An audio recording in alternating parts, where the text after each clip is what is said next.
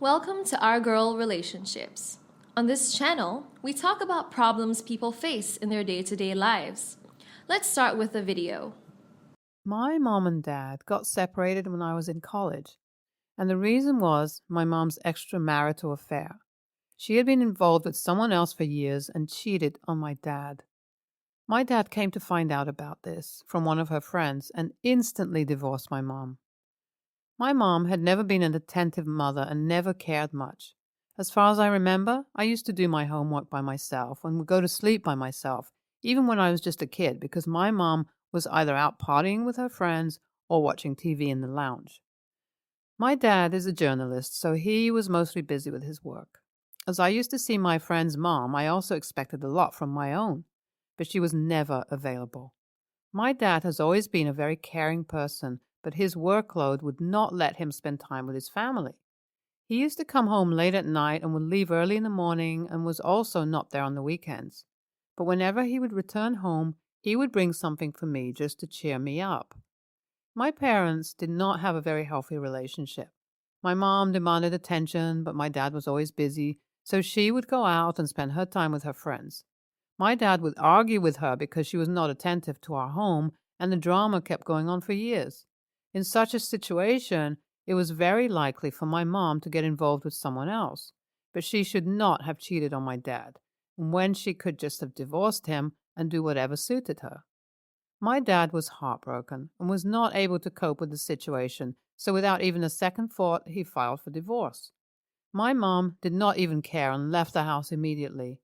I was a grown-up boy by now, so my dad was not that much worried about me, but assured me that he was always there for me and loved me very much. I passed college and joined university. I was already used to living without my mom, so it was not a big issue for me to cope after my parents' divorce.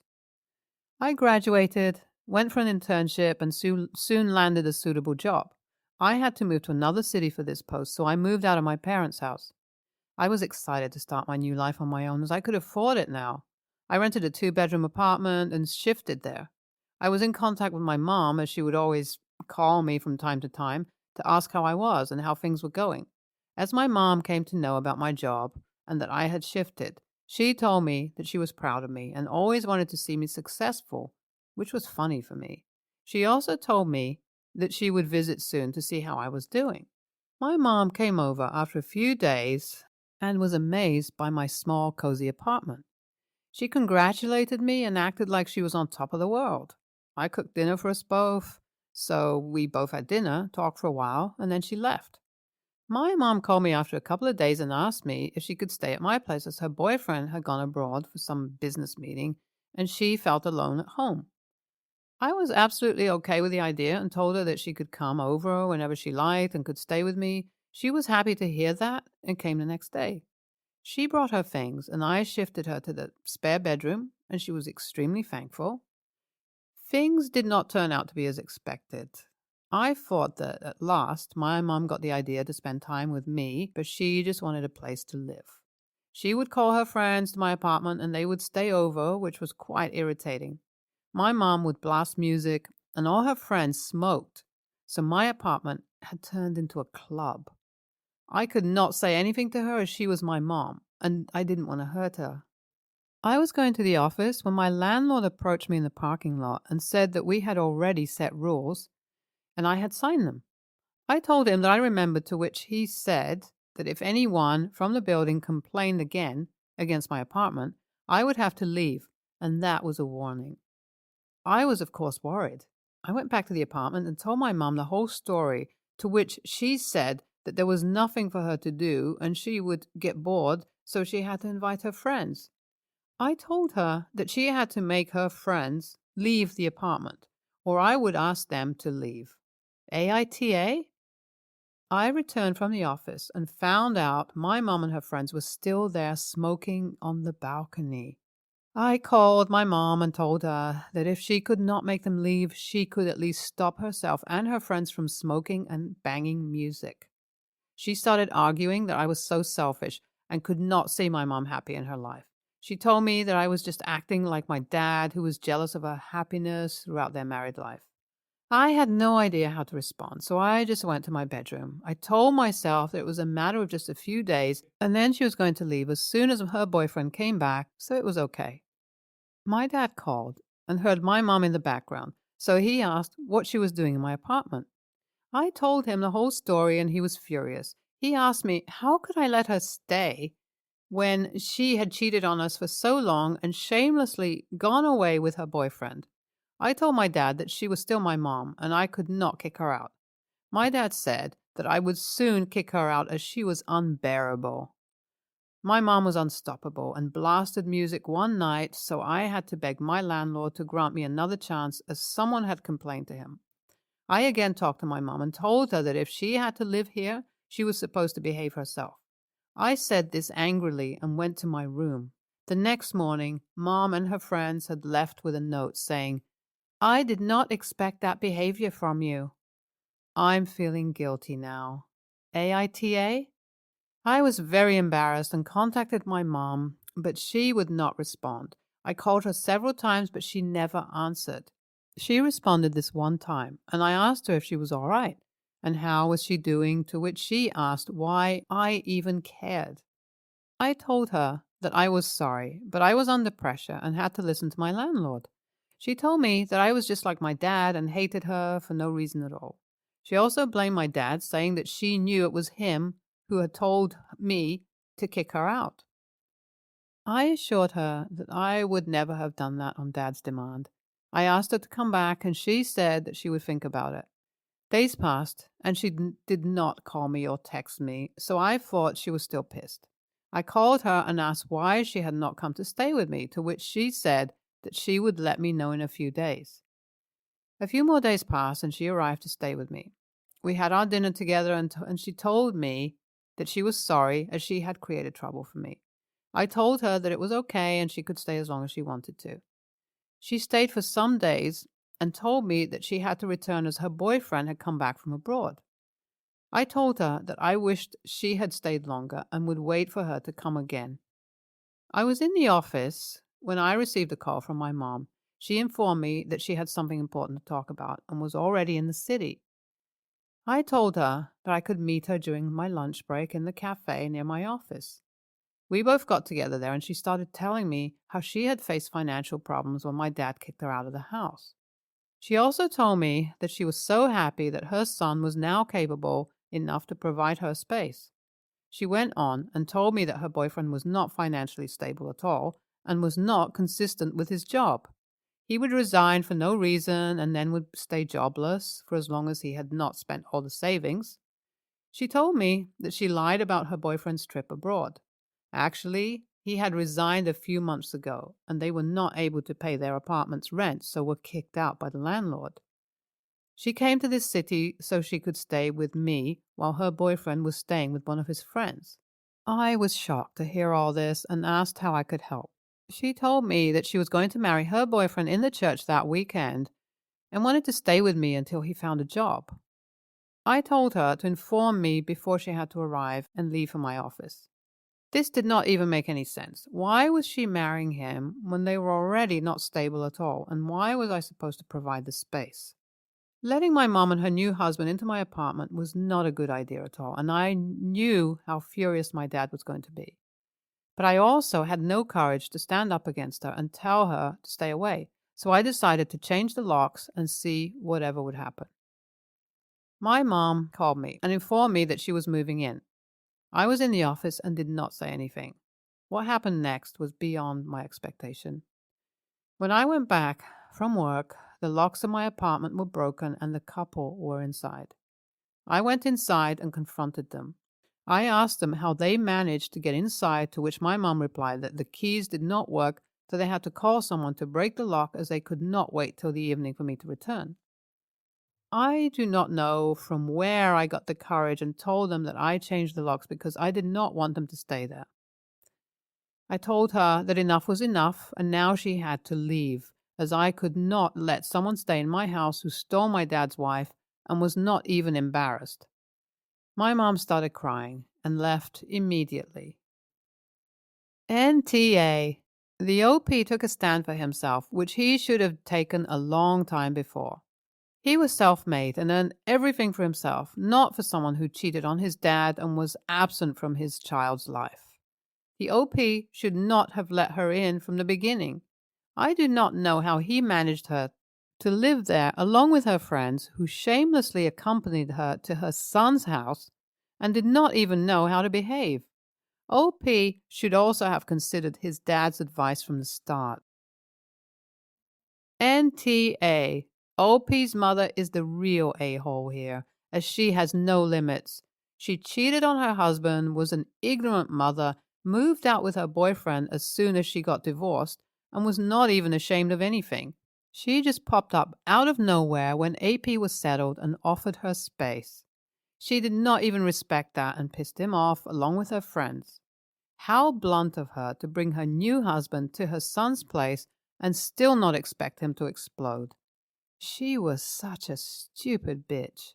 Next story. 7 years ago when I got married, mother-in-law and I got into a huge fight over her bringing a date to the wedding. I wanted to keep things small and personal, and she wanted to bring a date. This fight really escalated into craziness and tore the family apart.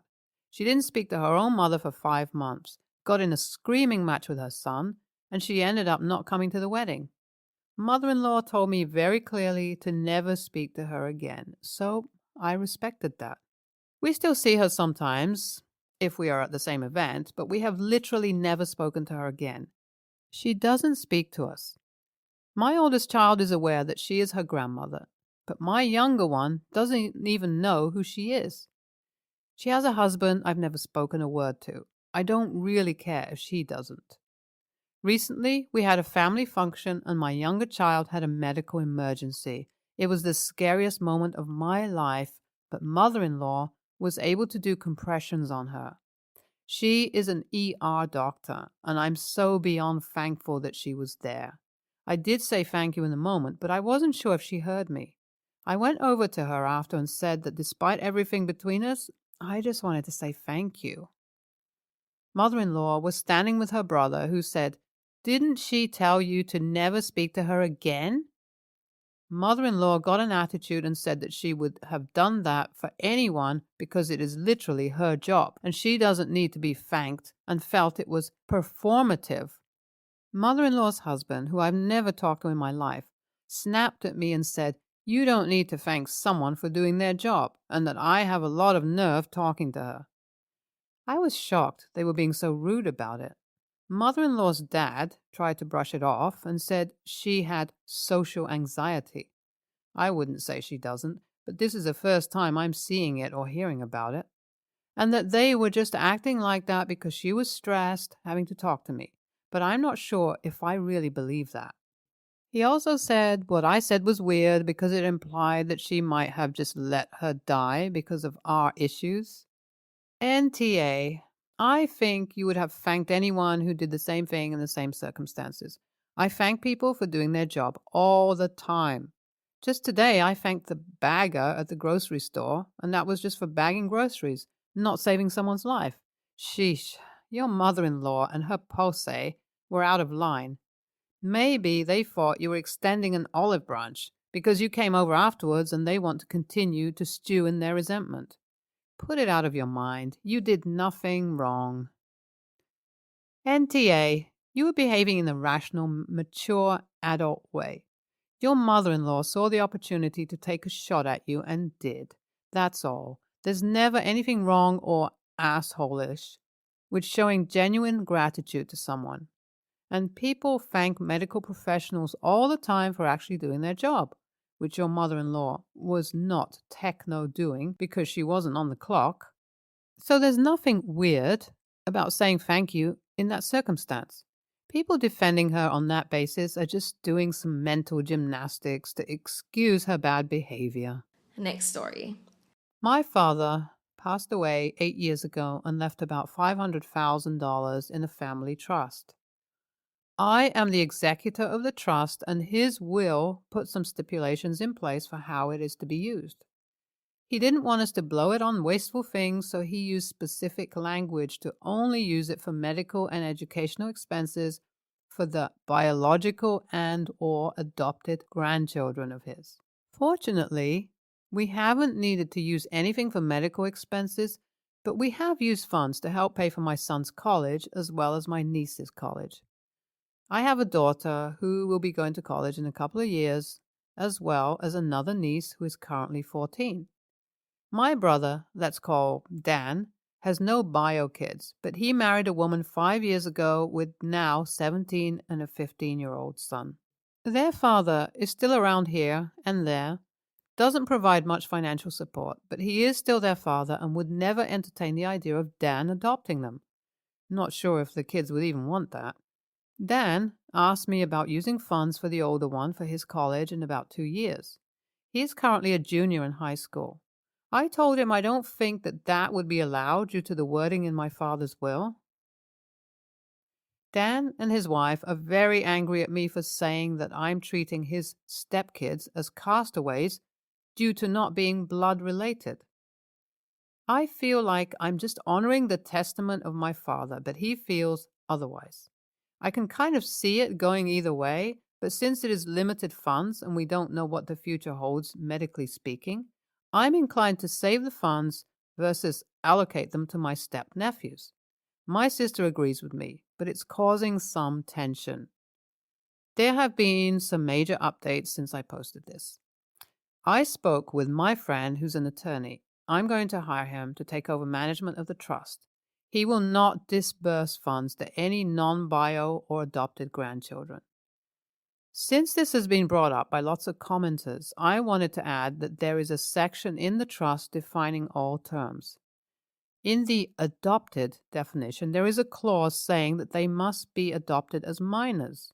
My friend, attorney, says this is very common when wills, trusts, are drafted to get around schemes like that. So, Dan cannot just simply adopt them at 18.